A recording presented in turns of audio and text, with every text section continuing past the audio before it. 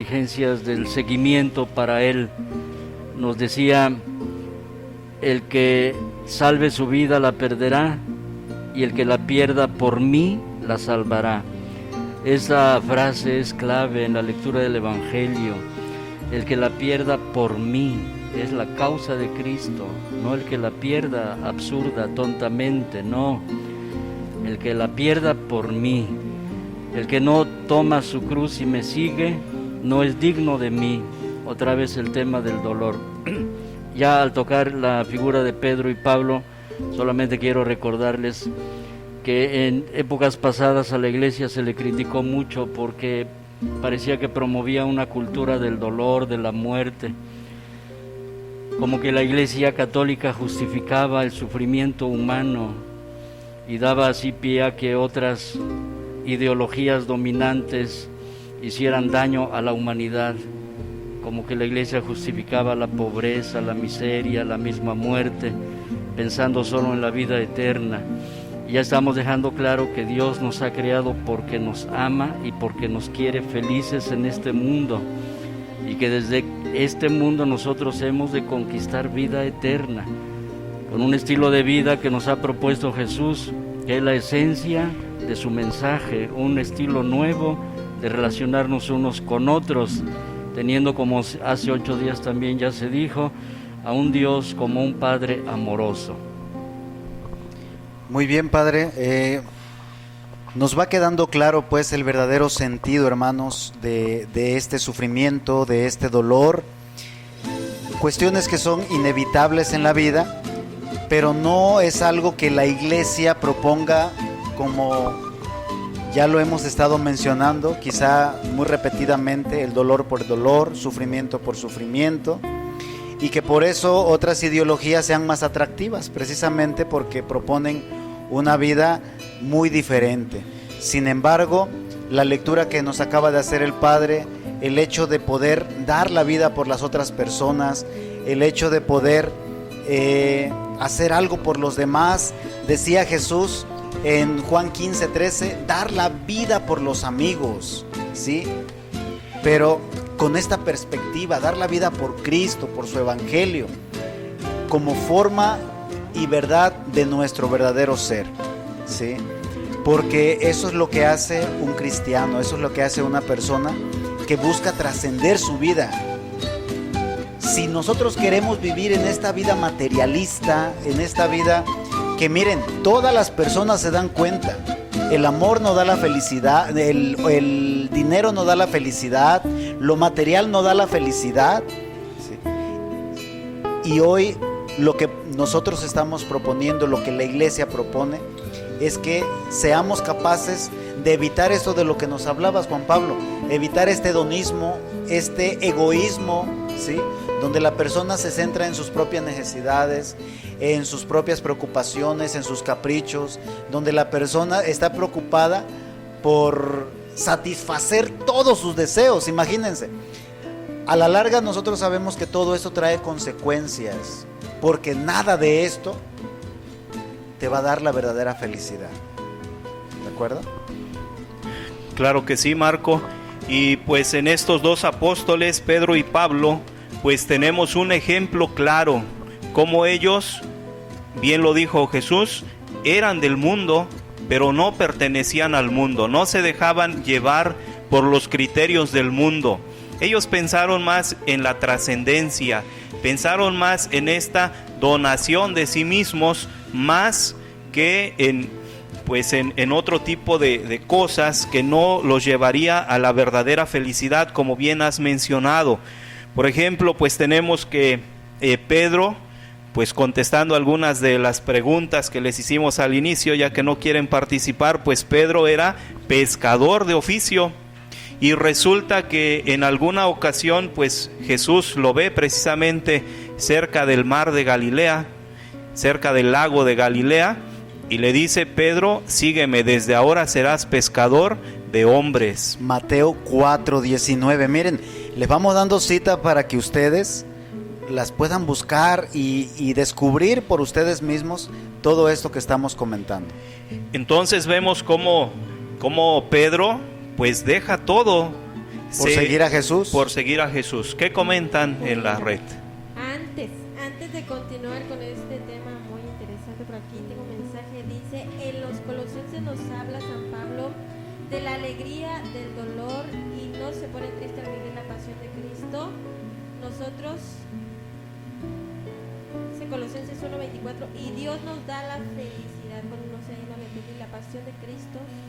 Entonces nos habla algo así de vivir la cruz, que te toque vivirla con alegría, ¿no? Con optimismo. Cada quien en sus circunstancias, y obviamente pues todos tenemos nuestras pruebas. Dios nos pide dar testimonio ahí donde nos encontramos. Seguimos con este relato de la historia de San Pedro, que es llamado por Jesús y ya le dice, ya no serás pescador de pescados, sino pescador de hombres. Y vemos entonces cómo Pedro pues dona su persona a Cristo, a su seguimiento. Y pues bueno, posteriormente sabemos que Cristo funda la iglesia precisamente sobre Pedro, lo pone al frente de su iglesia. Lo vemos en Mateo en el capítulo 16, en donde dice, yo te digo que tú eres Pedro y sobre esta piedra edificaré mi iglesia. Entonces vemos cómo es voluntad de Jesús, pues que Pedro esté al frente de la barca, esté al frente de la iglesia, y pues sabemos que es el primer papa. Así es, y recuerden ustedes, Pedro tuvo una larga labor para afianzar todo este cristianismo que venían haciendo. De Jerusalén se traslada a Antioquía, donde funda la comunidad cristiana. Ya habíamos dicho que es en Antioquía donde se les llamó por primera vez cristianos. Después él se traslada a Roma, donde estuvo intermitentemente viviendo durante 25 años. Pero en el año más o menos 69, él junto con San Pablo pues tienen su martirio, ¿sí? Aproximadamente en el año 69, San Pedro tendría en ese tiempo como 75 años. Pero regresando un poquito a ese martirio o a esa máximo testimonio que es dar la vida y aceptar la muerte, pues vemos que Pedro, pues antes de sufrir ese martirio, esa persecución ya en Roma, en Jerusalén mismo, el Sanedrín los azotaron, a Pedro los encarcelaron. En Jerusalén mismo estuvo varias veces en la cárcel. Si leemos el libro de los Hechos de los Apóstoles, en el capítulo 12, nos dice cómo Pedro es llevado a la cárcel. ¿Por qué? Porque el Sanedrín, que era de las máximas autoridades dentro de la religión judía, pues ellos no aceptaron a Cristo, ellos no lo aceptaron como el Mesías, como el Salvador. Entonces a los cristianos pues no los querían, los veían como una secta peligrosa, aparte de que les quitaba adeptos del judaísmo. Y por lo tanto, antes de su martirio en Roma, pues también en la misma Jerusalén, pues Pedro sufre mucho, son azotados, son calumniados, son encarcelados, en fin. Y finalmente, pues como bien dices, Marco, en esta primera persecución por parte del Imperio Romano, por parte del emperador Nerón, es que Pedro pues es crucificado, y de esa forma pues da el máximo testimonio de que es fiel seguidor de Cristo, nada más y nada menos que entregando su vida. Y bueno, San Pablo no se queda atrás, hermanos, porque San Pablo es una de las figuras cumbres del cristianismo. Él no fue un apóstol directo que haya conocido a Jesús, de hecho no lo conoce. Él aparece por primera vez en los Hechos de los Apóstoles, capítulo 8, versículo 56, cuando Esteban es martirizado. Recuerdan ustedes, estamos hablando ya de las primeras persecuciones de la iglesia. Estas persecuciones estuvieron intermitentes en la fundación de la iglesia, aproximadamente hasta el siglo III. Estamos hablando del 313 con el edicto de Milán, mientras estaba Constantino Constantino se encontraba de emperador en Roma, y bueno, es hasta esta época que cesan las persecuciones sangrientas, pero todo este tiempo todos sufrieron, y San Pablo no se queda atrás. Él, recuerden, es israelita, es de la tribu de Benjamín, es ciudadano de Roma. Ya más o menos estamos dando pistas de la respuesta que hizo Juan Pablo al inicio. Nace en Tarso de Sicilia, es discípulo de Gamaliel, ya hablamos de su formación religiosa, fiel a las tradiciones judías. Esto va a ser muy importante, porque precisamente por ser fiel a las tradiciones judías va a apoyar para perseguir a la secta, como le llamaban, a la secta herética judaizante, como pensaban del cristianismo. Él era de la secta de los fariseos, era enemigo del cristianismo, y bueno, a partir de este odio, de esta enemistad, es que él pues es contratado para esto, para perseguir a los cristianos.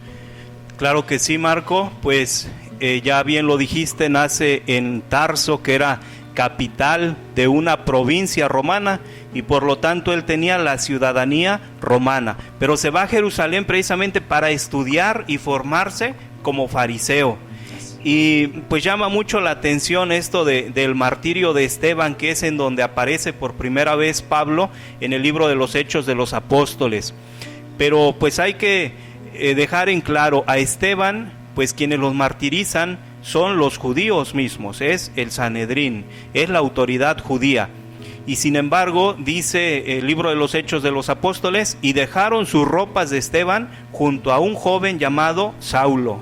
Entonces Saulo participa, o bueno, no dice el texto si participa, pero de alguna forma entendemos, está de acuerdo en que martiricen a Esteban. Y tanto es su celo farisaico, su celo por su religión judía, que pide permiso a las autoridades para ir a Damasco a perseguir a los cristianos que ya estaban ahí en Damasco.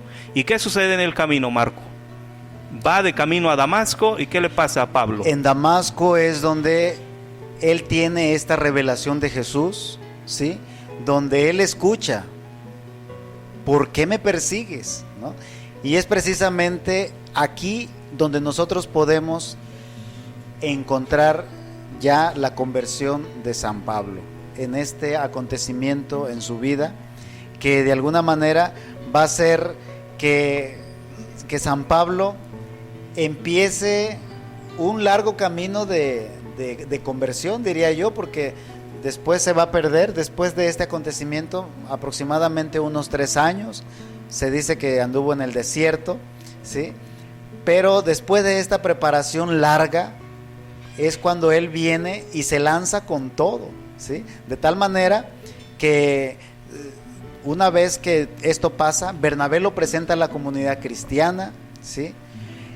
Aunque los judíos helenistas lo consideran un traidor, él trabaja con Bernabé en Antioquía, recuerdan ahí mismo donde también estuvo San Pedro, y realiza pues grandes viajes apostólicos.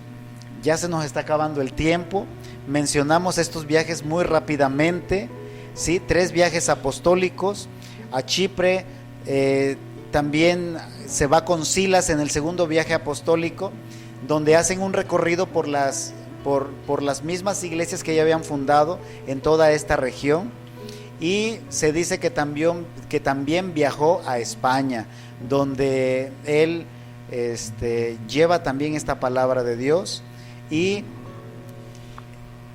posteriormente, bueno, viene lo inevitable después de toda esta travesía, su martirio. Claro que sí, que comentamos después de este corte comercial. Espacio Cristiano. Espacio Cristiano. Espacio Cristiano. Quédense con nosotros. En un momento regresamos. Se escucha una alianza. Las Comadres del Pueblo. La Ocoteña. 96.1 FM. Y La Colorada. 92.5 FM. Unidas en una sola señal simultánea.